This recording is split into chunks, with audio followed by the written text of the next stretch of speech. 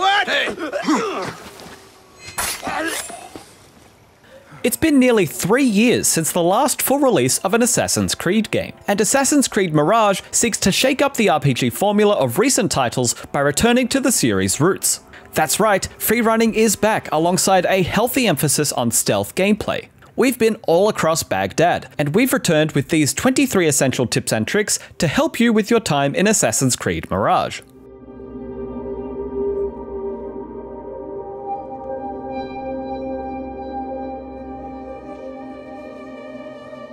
Unlike the characters from Origins, Odyssey, and Valhalla, Basim doesn't level up through experience, since Mirage doesn't give you an experience bar. Instead, you get skill points by completing main quests, contracts, Tales from Baghdad, and finding lost books. Focus on these activities if you want to increase your skill points, rather than farming combat encounters. After Basim returns to Baghdad, you'll be tasked with learning more about his first target. You can explore Baghdad freely from this point onwards, but we would recommend that you prioritize completing your first main assassination mission by taking out the Slaver. Doing this unlocks your Assassin's Focus ability, new tools for your tool wheel, and a side quest that directs you towards a set of ancient armor in the desert. Speaking of this quest, we'll give you some pointers so that you can start progressing towards it. When you receive the quest titled The Calling, we recommend that you go and follow the first steps. Afterwards, you're given a vague clue to search for something north of the Akarkuf Dunes near an oasis. The dunes are located between Anbar and the city of Baghdad, and to the north of the dunes you'll find an oasis. Read the nearby note, and then descend deep into the water to find a tunnel. Proceed through, and you'll find a room with ancient equipment sealed behind some ancient locks. The reason we suggest that you come here early is that once you've read this note and seen the equipment, the game starts showing you the mysterious shard collectibles that you pass by. That person looks suspicious. Meaning the unlocking of this equipment becomes much easier and straightforward.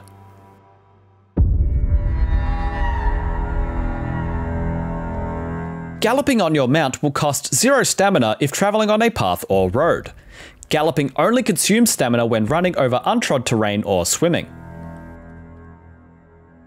When you use Enkidu, any gold beams that you see are indicating collectibles that you haven't discovered yet. If you fly close to them, then their icon will be revealed to you, and the item will be marked on the map, which is perfect if you want to come back for a collectible later. Unlike Eivor or Cassandra, Basim isn't able to freely climb up most walls as if he has suction cups on his hands. Basim will need to have a proper handhold to grab onto when climbing. So be prepared to think about how you'll navigate up a wall, especially if it's a tall tower. Bricks and wooden posts sticking out of the wall will be your best friend here. If you're trying to climb a wall and there's a handhold that's just out of reach, you have a small opportunity to extend your climb by using a nearby perpendicular surface. Basim can make a small extra jump at the end of a climb by jumping sideways, which can sometimes be enough to get you just that 1 inch closer to where you want it to go.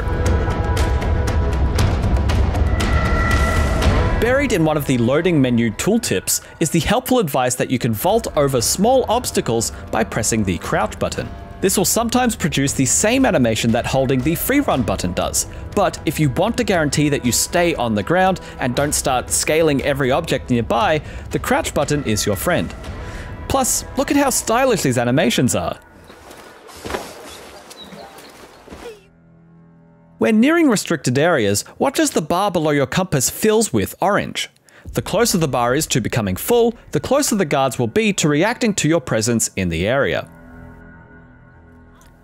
If you find yourself in a restricted area and you want to save, I've got bad news for you. Saving and fast travel are both unavailable when you're in a restricted area, so if you want to save before infiltrating a compound, be sure to do it before the bar turns red at the top of your screen. Coloured banners on the side of a building or planted near a road almost always mean that the area is guarded, meaning you'll get in trouble if you step inside. Keep this in mind as you explore the main city. If you're trying to get into a building but the windows and doors are barred shut, look around to see if you can use your throwing knife from the outside of the building to break the locks. Usually if this is the case, there will be some loose throwing knives close to the location where you need to be to get the right angle in order to throw your knife and unlock the room. If you call on Enkidu while using the follow road feature on horse or camelback, you'll control Enkidu without stopping Basim's travel. You can use this as a way to scout ahead while still making progress towards your destination at the same time. Topping up on elixirs and consumables is important to do in Mirage. Tools are often essential for pulling off a stealthy infiltration, and seeing as Basim's health does not passively regenerate, you'll need those elixirs to recover from any combat or fall damage. The blue ammo crates top you up on both of these counts, and you can see these as gold chests with eagle vision. The Assassin's Bureaus will always have an ammo crate available if you need it, and you can refill your consumables quickly by going to any nearby trader. You can also watch for pots or berry bushes to refill Basim's health when out in the world. Before you can upgrade a weapon or outfit, you will first need to obtain its upgrade schematic, which can usually be found in gear chests in the same region as you found the main item. Also, keep in mind that when it comes to upgrading weapons and gear, each type works slightly differently. Upgrading a weapon will increase its stats, whereas upgrading outfits will have their perks enhanced. If you find you don't have enough upgrade materials, you can complete contracts, open normal loot chests, or purchase more from traders to top up your supply. Stealing from a chest, pickpocketing, or taking someone's mount will show a red hand icon next to the button prompt. This means that you will be reported if you complete this action in front of civilians, and if guards are nearby, they will start hunting you down. As members of the public will often point out your familiar face, and will even call for guards when they realize that you're wanted for a crime. Guards can also become increasingly hostile towards you if you linger in an area without hiding.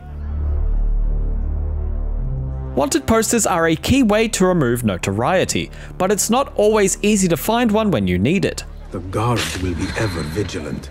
They will appear with a slight orange tinge when using your eagle vision, which can help when looking for them. These will only clear a fraction of your notoriety bar, but you can pay a munadi with a power token to completely clear your notoriety at once if you prefer. Once you've unlocked the contract board at the bureau, you'll notice each contract looks different. The different symbols on each contract post denote what type of mission it will be and which type of favor token it will reward you with. Green is for merchant tokens, brown is for power tokens, and blue is for scholar tokens. The different symbols on the contracts also show you which type of mission the contract will be. The two crossed swords above a dotted line denote an escort mission, a thief's hand above a castle denotes a stealthy thieving mission, a hidden blade piercing a skull denotes an assassination contract, and a pair of handcuffed hands indicates a mission where you need to free someone. Sick of the pickpocketing minigame? Hidden within the gameplay options menu, you'll find a guaranteed pickpocket option beneath combat and stealth. Enabling this feature will allow you to auto-complete pickpocketing every time. It's worth noting that this will override any pickpocketing settings from your selected difficulty option.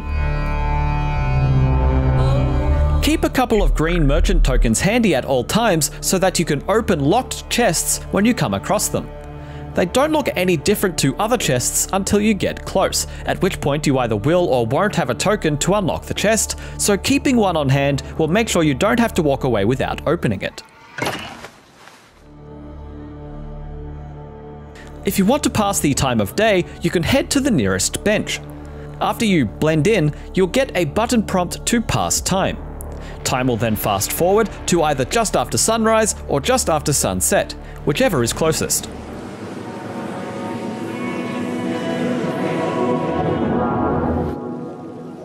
That's all of the essential tips and tricks we have for you in this video. But if you're looking for more Assassin's Creed Mirage content, we have a separate guide video to help you with combat and stealth. Our wiki page is also full of walkthroughs, collectible guides, and an interactive map, so be sure to check it out if you get stuck. For all other things gaming, stick with IGN.